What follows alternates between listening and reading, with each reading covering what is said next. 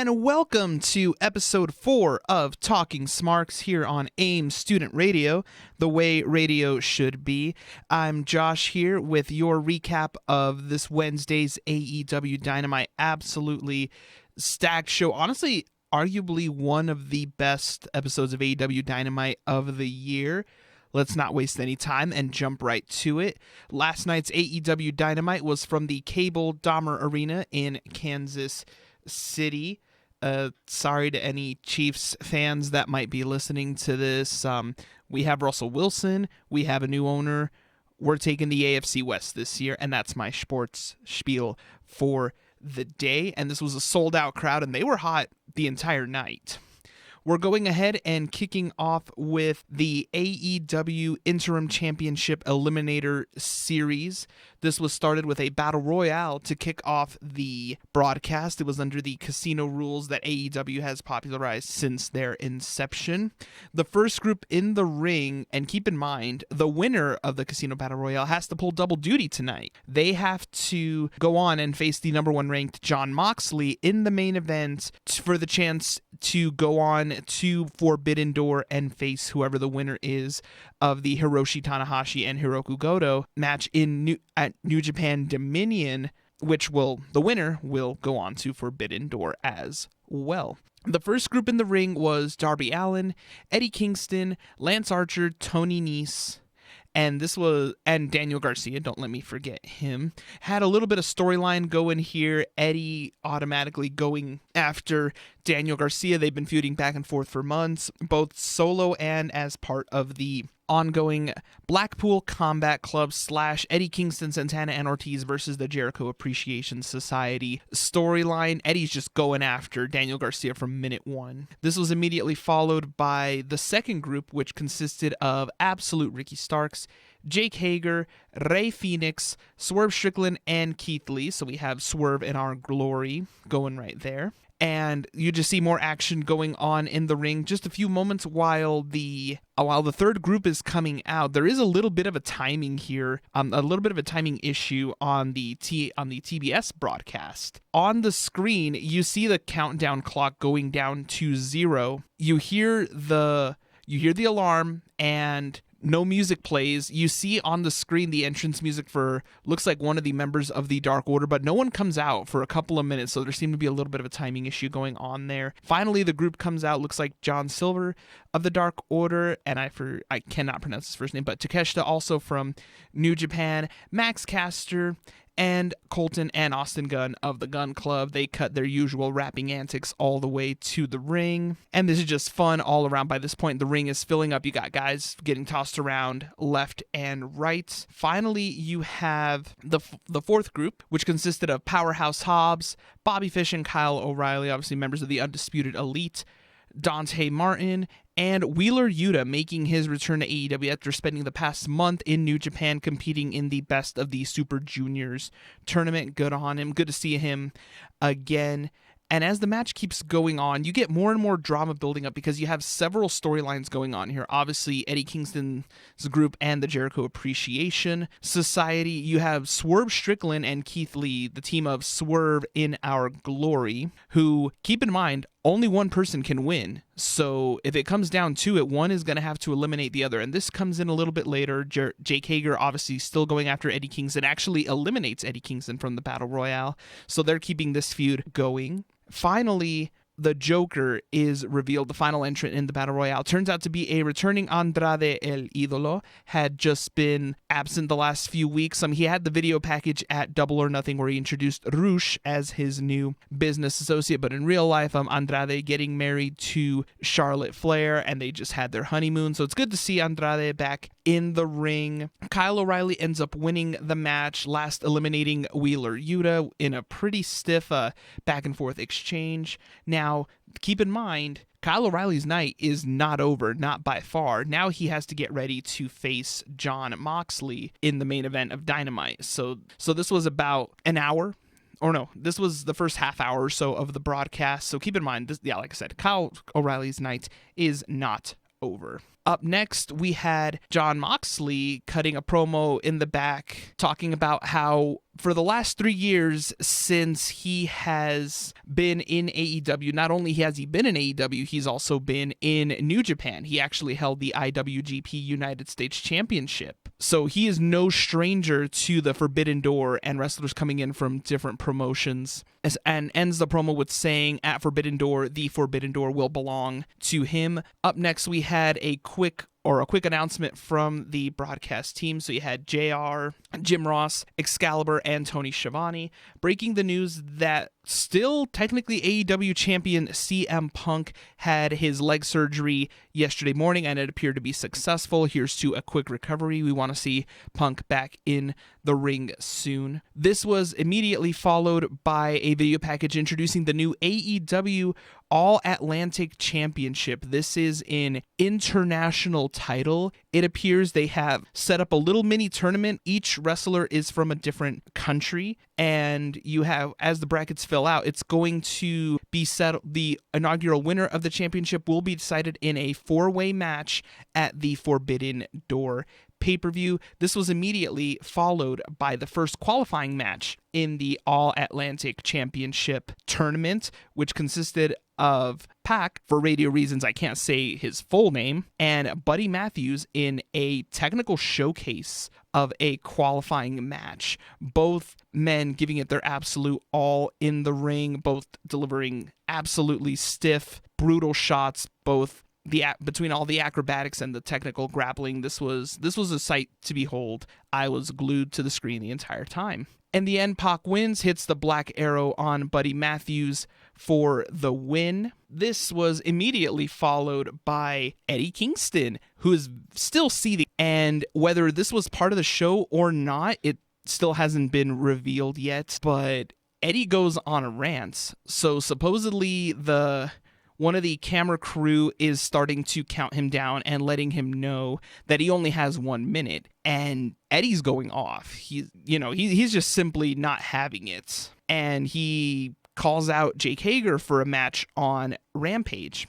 as well as Daniel Garcia. This feud is still continuing. At the end, hilariously, Eddie grabs one of the camera crew holding a headset, and he just tells the camera guy, and I can't tell if this is part of the show or not. It remains to be seen, especially with Eddie Kingston. It appears he tells the camera crew, "Tell the truck, now I'm done." I love Eddie Kingston. I've been a huge fan of all his work in AEW so far. He is arguably one of the most relatable performers in the company, and he's a street brawler. He doesn't take any ish from anyone, and that I love Eddie Kingston. What can I say? This was immediately followed by another promo. Here we have Trent Beretta of the Best Friends, who comes out. It's National Best Friends Day. However, it doesn't appear that any of his friends were there. A couple of weeks ago, there was an excellent match between FTR and Roppongi Vice, which was the team of Trent Beretta and Rocky Romero, facing off for the ROH title shots, when it got interrupted and turned into a no contest when members of the United Empire faction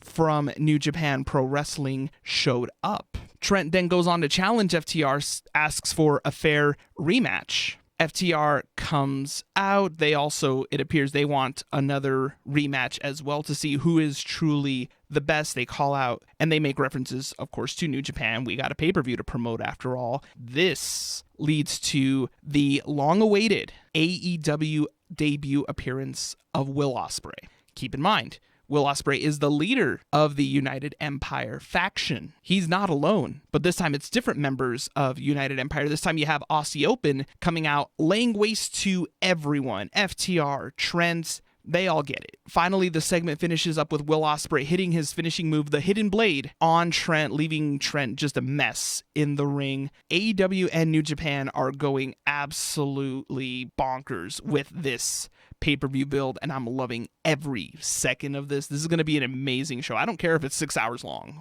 or 8. Make it 8. I don't care. I'll watch the whole thing. This was immediately followed by another backstage promo. This show, in between all the action, there were a lot of backstage promos, and it was fast and furious. They only have 2 hours. They had to get through all this storyline, all this wrestling in a 2-hour standpoint, so you really are kind of glued to your seat for the entire show. This backstage promo consisted of William Regal and Kyle O'Reilly, and in short, William Regal's just like, my best wishes, you're facing Jon Moxley, who may just end up cracking your head open. And I know I paraphrased that because it was a longer promo, but it makes sense. Kyle O'Reilly wrestles a very stiff style, and so does Jon Moxley. These two men, it was known from the second that this match was brought to life at the conclusion of that battle royale, both men were going to beat the tar out of each other.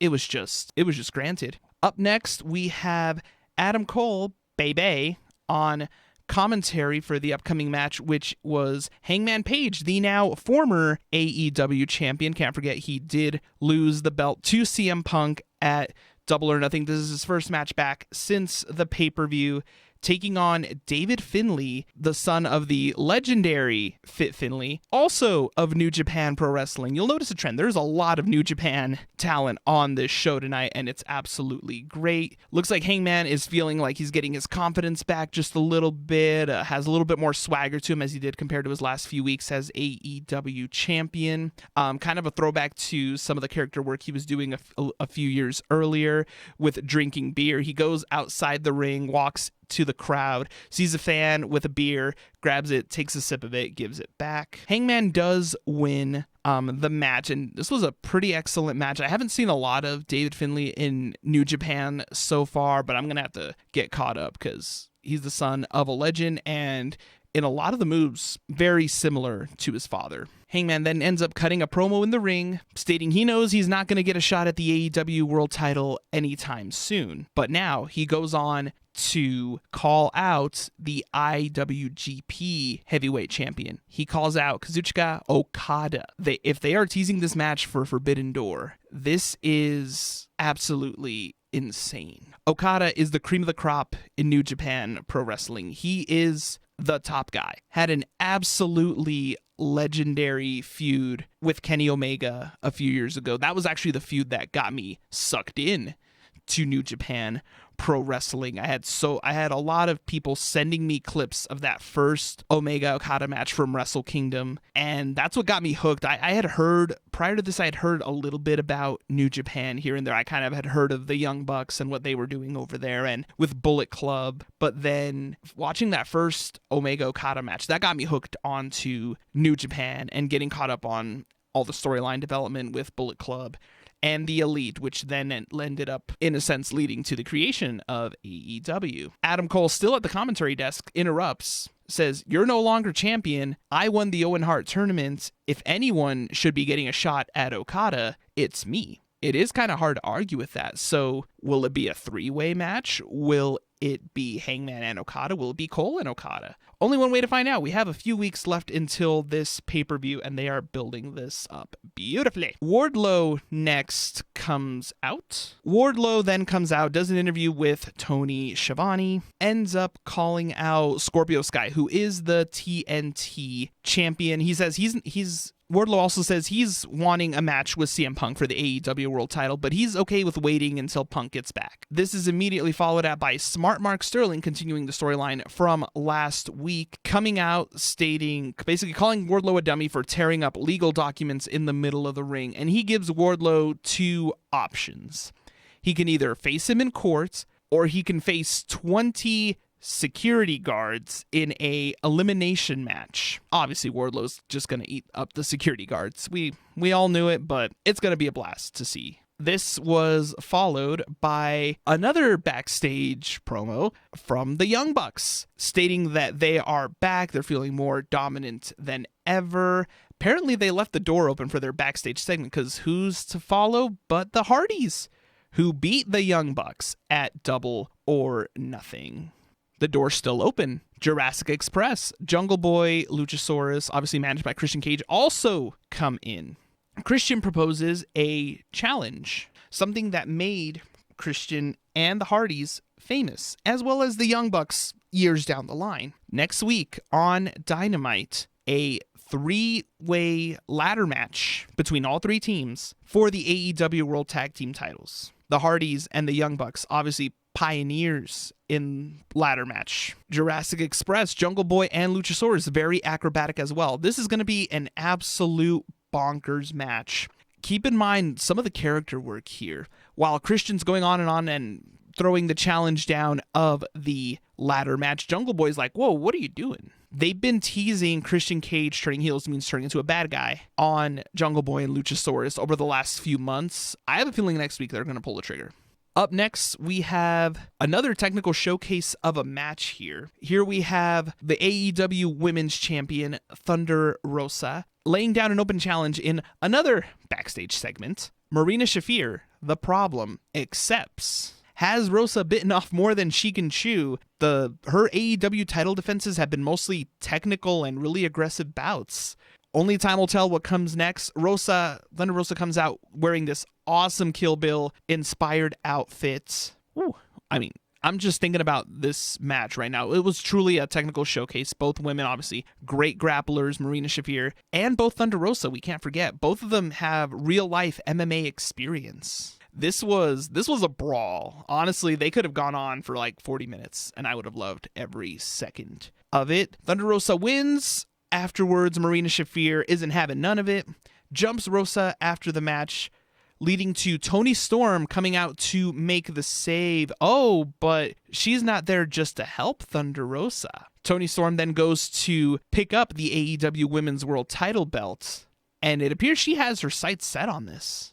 I want this match. Toni Storm is an amazing competitor. We know what she can do in the ring. Her match with Jamie Hayter, absolutely excellent. Thunder Rosa and Toni Storm are going to tear it up. Up next, we have another backstage promo. Here we have Tony Schiavone with Jade Cargill and the baddie section, so Kiera Hogan and Red Velvet laying down the challenge. We are going to have on Rampage Chris Statlander versus Red Velvet, and of course the segment ends with Jade's now patented Tony cut the redacted. It's main event time. Kyle O'Reilly, Jon Moxley, two very stiff competitors, absolutely bludgeoning one another. There are several spots in the match where they just start throwing full-on elbows at each other, and these aren't your worked elbows where it looks like they hit each other. No, they hit each other, bleeding out of the mouth. Absolutely brutal match. This was more of an MMA fight that just happened to take place during a wrestling match. This was carnage in every sense of the word, but it was such glorious carnage. In a particularly brutal spot, Moxley locks in a submission on Kyle O'Reilly. To avoid tapping out, Kyle O'Reilly begins to bite the middle rope with his teeth, holding down for dear life, refusing to tap out. Moxley obviously has to release the hold, but he gets the last laugh at the end while Kyle O'Reilly is still biting the ring, or biting the rope, I should say. Moxley kicks the rope. Keep in mind, these ring ropes are steel elevator cables with a protective rubber layer around them. They're not actual ropes. And Kyle O'Reilly just took that force to his jaw. And on the broadcast, they replayed this in slow motion. It was grody. The broadcast does go over time by about a couple of minutes. Excalibur does mention close to the end of the broadcast that they'll stay with the match as long as they need to. It only went over by a couple of minutes, so makes sense. You know, obviously they got to keep the network happy. Moxley wins by hitting the Regal knee, obviously an homage to his now manager, William Regal, who was also one of the most stiff and brutal competitors ever in the wrestling industry. Hitting with a combination of the Regal knee, which leads to the paradigm shift, getting the 1, 2, 3. So we know one half of who's going to be in the interim world title match at Forbidden Door. We know Moxley's representing AEW, but now who's going to represent New Japan? I want it to be Tanahashi. It could be Goto. I don't know. NJPW Dominion is in a couple of days. We'll see what happens. In short, this was one of the best episodes of Dynamite in a while. Not saying that there have been any bad ones, but this was much more high octane and just fast and furious compared to some other episodes, despite there being a lot of backstage promos and in the ring promos. This was Fast and Furious. This was nonstop. I'll admit there was a little bit that I probably missed. I was eating dinner and going back and forth into my kitchen because we were having tacos for dinner and all the stuff was in the kitchen. We were watching in the living room and the action was just fast and furious. Like, I had to go double check a few times and be like, oh, wait, Hangman's out. Oh, the Bucks are out, you know? It was, whew. Yeah, no, next time I'm going to have to plan my dinner a little bit better, but this was an incredible show. I know I mentioned it the last episode, but AEW could have had a potential disaster with CM Punk getting injured. But they took lemons and made lemonade, turning this into one of the best episodes of Dynamite of the year. Maybe even could crack top 10, and that's kind of a hard feat because Dynamite has had some absolutely stellar episodes throughout its almost 3-year run. We'll see what Rampage brings. I do know that Rampage was taped immediately after Dynamite went off the air. Obviously, there were people online posting spoilers, reportedly quite a few in-ring debuts. It seems like they're continuing the theme of New Japan wrestlers coming over to promote Forbidden Door. I did not look at the spoilers because I don't want to be spoiled. I will sit my butt down on Friday night and watch Rampage along with everyone else. And that's the show. Feel free to follow the show on Twitter and Insta at Talking Smarks. Feel free to follow me also on Twitter at Wolfie Molina. I will plan on having this episode up hopefully this weekend. And also, like I said, I live tweet during Dynamite and Rampage Wednesday and Friday nights, also during all the AEW pay-per-views. Depending on time, and mostly time, I may end up potentially live tweeting New Japan shows as well. It is really hard to do because when these air live, it's, prime time in Japan, and it's like 3 a.m. here in Colorado where I record these. So we'll see. But I thank you so much for listening, and you all have a great rest of